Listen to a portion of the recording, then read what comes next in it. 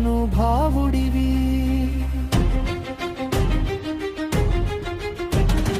కవచకుండలాలు ఇచ్చిన రోజు, కర్మనీపై నవ్విన వేళ, నీ దానం ఆకాశ పంచులు దాటింది, నీ పేరు చరిత్రలో నిలిచింది.